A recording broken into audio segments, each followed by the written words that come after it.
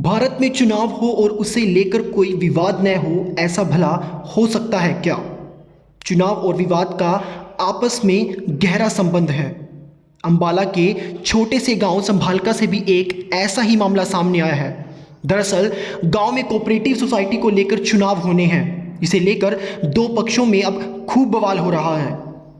लोगों का कहना है कि चुनाव के लिए न तो कोई नोटिफिकेशन जारी की गई और न ही मुनादी करवाई गई। ग्रामीणों के आरोप हैं कि गांव के ही कुछ प्रमुख लोगों ने मिलीभगत से अपने आप चुनावी शेड्यूल तैयार कर नामांकन पत्र भर दिए। हम रोज जाते हैं सोसाइटी में और कभी खाद लेते हैं, कभी दवाई लाते हैं। हमने कभी भी नोटिस नहीं देखा वहाँ पर। और एक तारीख को भी गए हम, जब भी कोई नोटिस नहीं था वहाँ पर। और ना मैनेजर ने हमारे को बताया, ना मैनेजर के पास हम बैठ के आए हैं। मिली भगत है इनकी सबकी, जो भी है। इस सोसाइटी में इनका पारिवारिक वंशवाद होने के कारण इनकी मिलीभगत है। इसी कारण से जो इलेक्शन करवा रहे हैं इसका कोई पता नहीं किसी गांव वाले को। ना इन्होंने कोई बुनियादी करवाई, ना कोई नोटिस लगवाया। ये इनकी मिलीभगत होने के कारण सारा कुछ हो रहा है। किसी को गांव वालों को इसके बारे में कुछ भी पता नहीं है।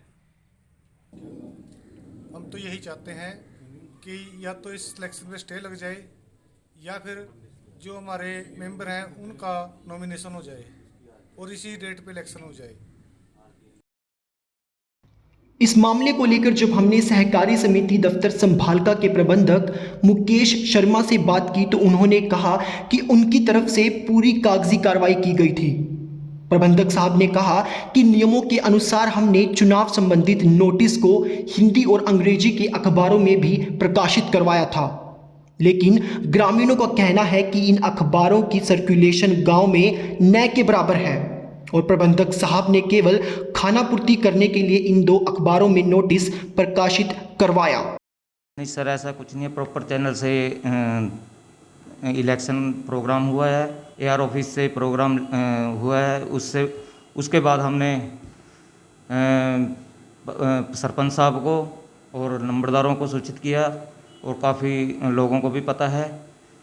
ऐसा तो कोई क्या रीज़न रहा कि और लोगों को नॉमिनेशन नहीं हुआ। 14 बंदों का नॉमिनेशन हुआ है और 10 जिसमें 10 बनने थे, 10 बन चुके हैं जी।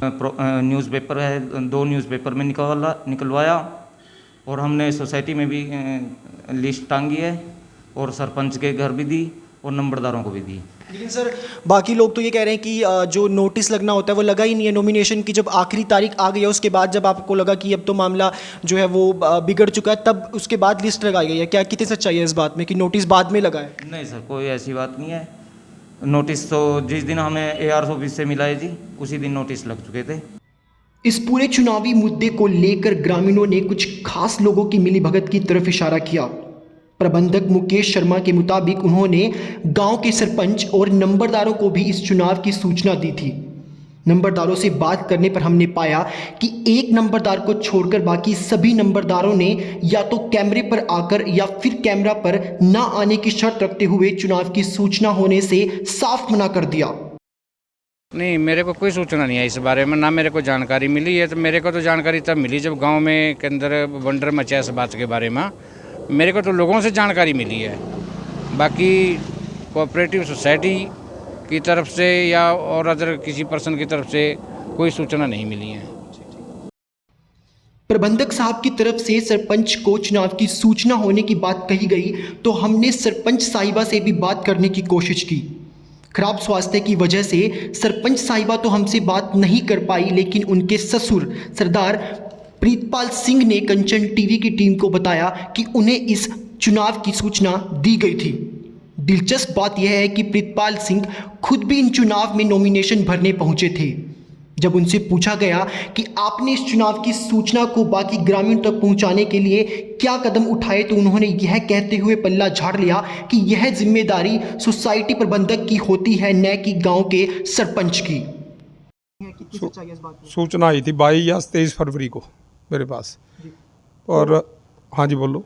तो सर आपकी तरफ से आगे क्या कदम उठाए गए? आपके पास सूचना आई, आप लोगों ने गांव वालों तक सूचना पहुंचाने के लिए आपकी तरफ से कुछ किया गया फिर? नहीं, मेरी तरफ से तो कोई ऐसी बात नहीं। मेरी तरफ से क्या बनती है तो आप कोऑपरेटिव बैंक का काम है, बैंक मैनेजर करेगा इस सूचना के बारे में। तो बाकी रही बात इलेक्शन के बारे में, मेरे गेट पे तो लगा रहा कम से कम 1 हफ्ता, वो क्या लगाते हैं पोस्टर, नोटिस लगे रहा। लेकिन सर गांव वाले ये कह रहे हैं कि जब छोटी छोटी बात होती है उसको लेकर भी जो है बुनियादी गांव में करवा दी जाती है, तो अगर इस बात को लेकर भी करवा दी जाती तो कहीं ना कहीं गांव वालों तक सूचना बुनियादी तो कराई है इन्होंने।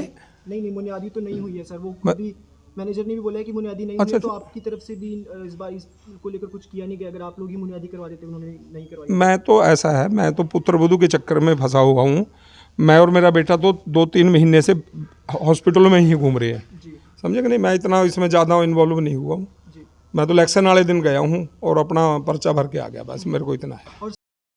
20 अप्रैल को होने वाले सोसाइटी चुनाव को लेकर नामांकन भरने की आखिरी तारीख 1 अप्रैल थी। समय निकल जाने के बाद जब ग्रामीणों तक इस चुनाव की सूचना पहुंची तो ग्रामीणों ने इस धांधली के मामले को लेकर कई दफ्तरों के चक्कर काटे। डीसी ऑफिस से लेकर सीएम विंडो तक में शिकायत की।